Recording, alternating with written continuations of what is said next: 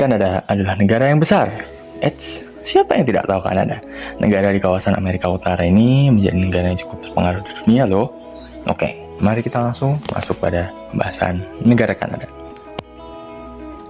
Halo semua, aku Gilang dan ayo kita terbang ke Kanada sekarang.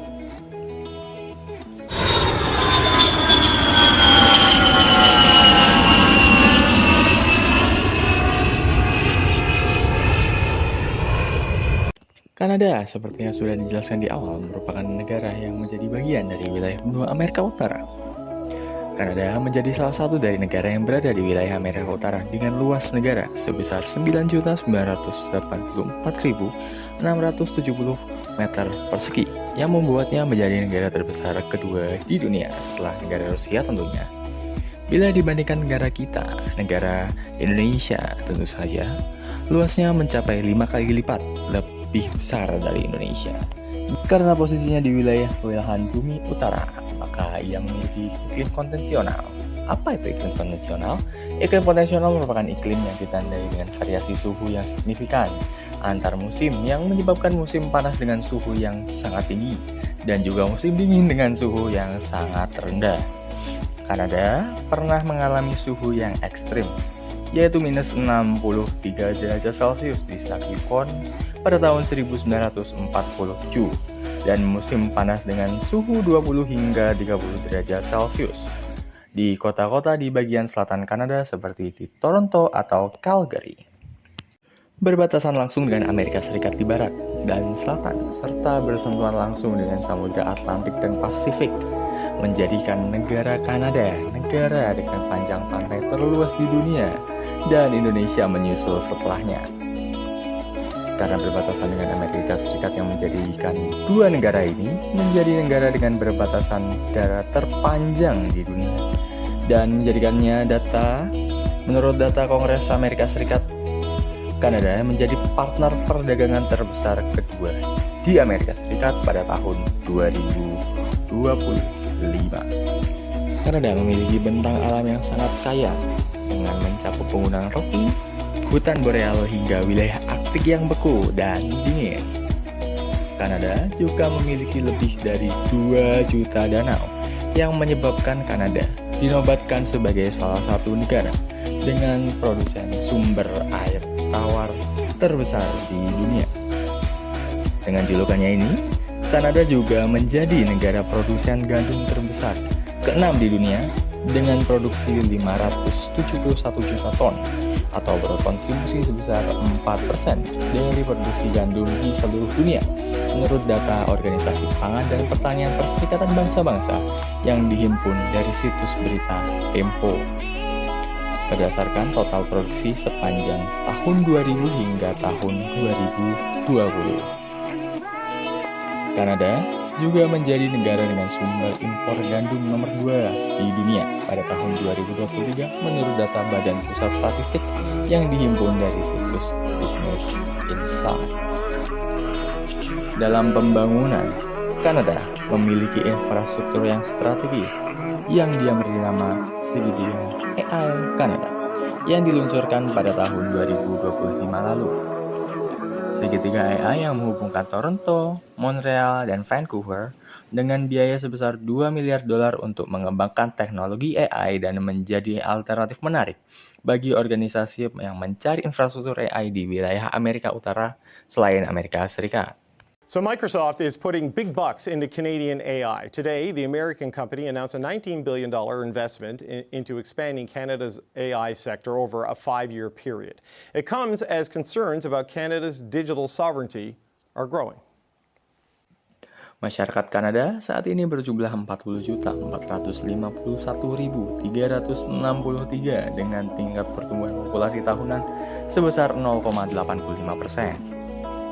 Populasi Kanada setara dengan 0,49% populasi dunia, dengan kepadatan penduduk sebesar 4 per kilometer persegi, dengan 80,22% tinggal di wilayah perkotaan, dengan wilayah terbanyak penduduknya berada di kota Toronto dengan estimasi populasi 2025 sebanyak 5.494.431. Masyarakat terpusat di kota Toronto karena Toronto merupakan ibu kota keuangan dan komersial Kanada, serta iklim dan geografis yang lebih ramah pada manusia, serta infrastrukturnya yang tinggi dan dekat dengan Amerika Serikat yang menjadi salah satu mitra perdagangan Kanada seperti yang disebutkan di awal tadi.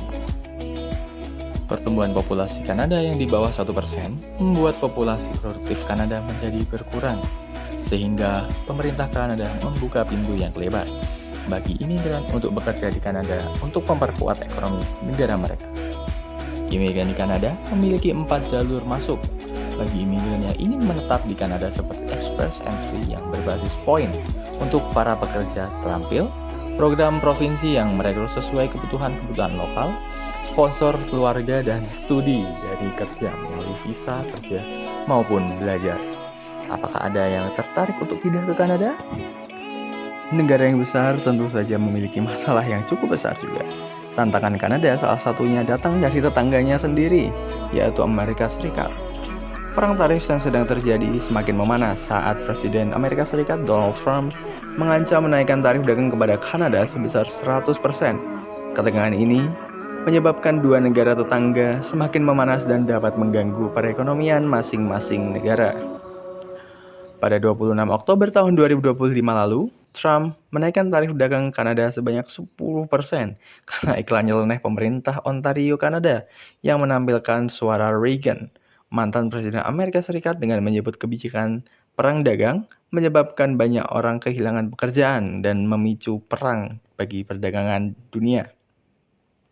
Pemerintah Trump pada Agustus lalu telah memberlakukan tarif 35% terhadap barang-barang Kanada yang tidak terjangkau dalam USMCA. U.S. President Donald Trump has abruptly reversed course on a new trade relationship between Canada and China. Trump had previously supported the recently signed deal, but now he's making fresh tariff threats over that very agreement. Linda. Pemerintah Kanada membuat program Buy Canada. Perdana Menteri Kanada, Mark Carney, mengambil langkah tersebut untuk memprioritaskan penggunaan material domestik seperti baja, aluminium, kayu, dan teknologi dalam negeri untuk mendukung proyek strategis nasional.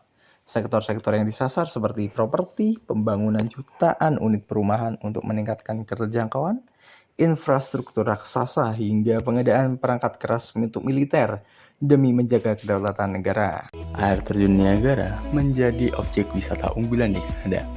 Terletak di antara negara Kanada dan Amerika, menawarkan pemandangan yang menakjubkan bagi wisatawan yang berkunjung ke sana.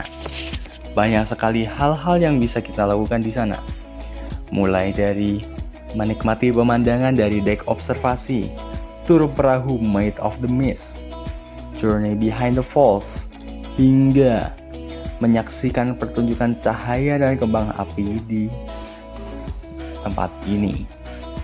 Bagi kalian yang ingin mengunjungi air terjun Niagara, saya sarankan untuk membuat paspor dan menyiapkan biaya yang tentu saja tidak sedikit. Nah, dari penjelasan Kanada tadi, ternyata Kanada memiliki banyak potensi yang dapat dimanfaatkan, serta Kanada juga bertegakan dengan tetangganya sendiri, Amerika Serikat tentu saja.